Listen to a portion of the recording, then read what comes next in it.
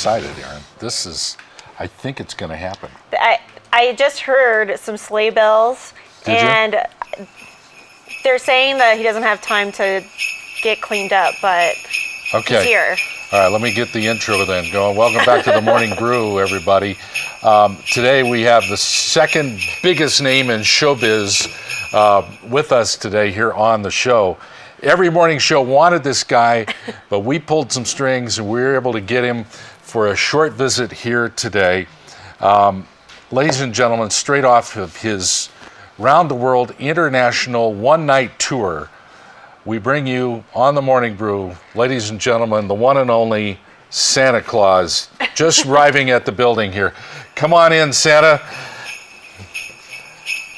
It's Santa Claus! It's Santa Claus. You guys, just tie it to the satellite dish, they won't fly away. It doesn't matter what they do up there. It's a roof, for goodness sake.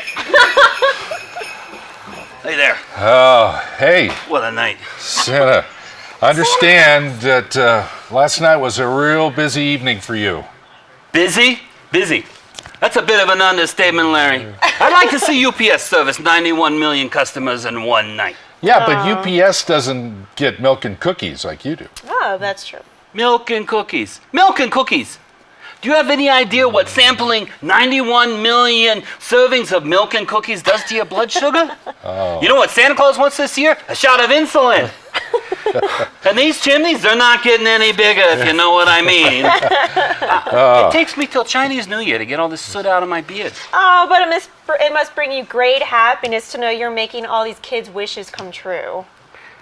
You know, that reminds me, Aaron, I gotta say I'm really sorry about the Christmas of '89. I know you wanted the Barbie convertible Corvette. Yeah.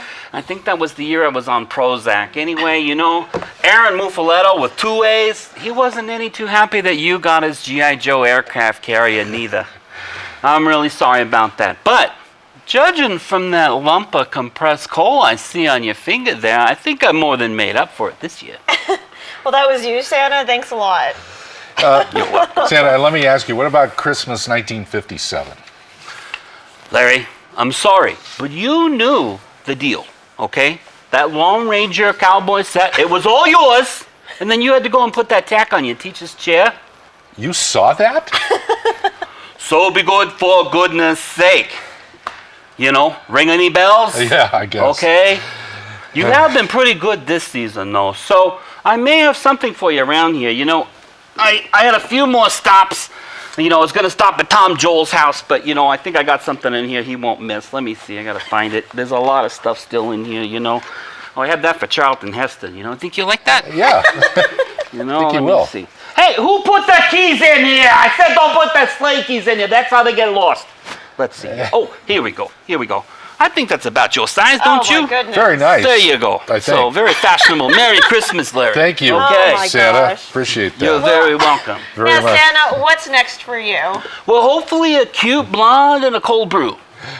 You know, speaking of which, you know, isn't the Marble Brewery just up the street Yeah. here? Where's It the is. beer? Where's the beer, you know? Listen, I gotta be honest with you two. After 1,000 years of delivering presents and then all those bad Tim Allen movies, you know, I'm thinking of hanging up the sack for good. Oh, surely you can't mean that, Santa. Yes, I can, and don't call me Shirley. But what would the world do without a Santa Claus? Make their own toys. You know, that's another thing. Toys today, they're getting more and more ridiculous. You think your average elf knows how to put together an iPad? We got to send them to Apple for special training, and that is not cheap. And then the minimum wage at the North Pole, you know, it's going up. And then the elves are thinking of unionizing, and the next thing you know, we're going to be having a strike up there.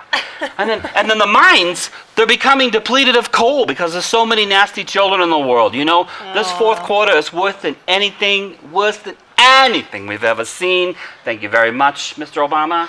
But Santa, why quit now? You've had so many wonderful years in the sleigh. Why retire now? You know, it's funny you should bring up the sleigh, Larry. You know, everyone thinks that's so great, like the Batmobile up there flying around in the sky, you know? It sucks. You know, who had the bright idea to design an open-air thing with no windshield flying around up there at 10,000 feet? Do you have any idea what the wind chill factor is at 650 miles a second? No. You know, last night, our transponder, it goes out when we're over D.C. And the next thing I know, we're being buzzed by F-14s. Let me tell you, those reindeer, they let loose. And I mean not just a little, it was tinkle all the way. I'd like grab an elf, hold him up in front of me. Now I'm up for elf abuse. I don't know what I'm going to do. Oh. You know, and then we get one radio station on that thing. It plays nothing but Christmas music. And you know what? If I have to hear the Carol of the Bells one more time, I think I'm going to be sick. But Santa, you're the face of the season. I am the face of the season, and you think the Coca-Cola company is giving me one dime for it? Not on your life. You know, my lawyers are still working on that one. Oh, man. But wouldn't you miss it, Santa? Miss what? You know, my lap hasn't been dry since before Thanksgiving. And what on earth are people feeding their kids these days? Holy mackerel. My thighs feel like Oprah and Ruben Stoddard have been having a dance-a-thon up here. I'm just so tired, so very tired. Look, I get it, Santa. I know the journey must be exhausting, but on the positive side, must be nice after you leave here to go on up north, get home to Mrs. Claus, after a long night crisscrossing the globe. Mrs. Claus? You know, I think she may be cheating on me with the tooth fairy. What? I know. I didn't know he was a dude. Wow, Santa. I had no idea. Yeah, we're going to be on Maury Povich next. I see it coming. Oh, no. Oh, man. Let's hope not. I just can't do a year without Santa Claus. Well, that's good, because I think ABC's got the rights to that this year. Well, Santa, any idea what you would do instead? Well, you know, I've been thinking about maybe Jerry Garcia impersonator. You know? Yeah, it could work. Or Walmart greeter. You know, they're always looking for old folks, you know. It's like, you know, you got cheap crap. 1 to 100, come on in, you know. Or, you know, maybe I could co-host the Morning Brew. You know, Santa, we like a little more of a positive outlook on this show. Larry, I defy you to restore my faith in Christmas. Well, we may just have the video that can do just that. Watch this, Santa. A little over 100 years ago, in 1897, a young girl from the Upper West Side of Manhattan wrote a letter to the editor of the New York Sun, one of New York City's newspapers at the time. She wrote, Dear Editor, I am 8 years old. Some of my little friends say there is no Santa Claus. Papa says, if you see it in the sun, it's so. Please tell me the truth. Is there a Santa Claus? Virginia O'Hanlon, 115 West 95th Street, New York. Yes, Virginia. There is a Santa Claus. He exists as certainly as love and generosity and devotion exist, and you know that they abound and give your life its highest beauty and joy. Wow. Oh, I'm sorry, you know. Oh, it's so beautiful. I think we got to him. I think we did. Was that for real? It was for real, Santa. You know, that's why I got into the business in the first place. How could I have ever thought to give all this up? Well, Aaron, I hate to break it to you, but the co-host spot, it's safe for now. Santa, it's been great having you here. Really enjoyed it. I hope you go home and get a little rest. Well, me too, and thank you, Larry. I'm sure when you get home, you'll find a very nice surprise over the fireplace. I just hope the cowboy hat fits. And Aaron, I hope you have room for that pink Corvette in your garage.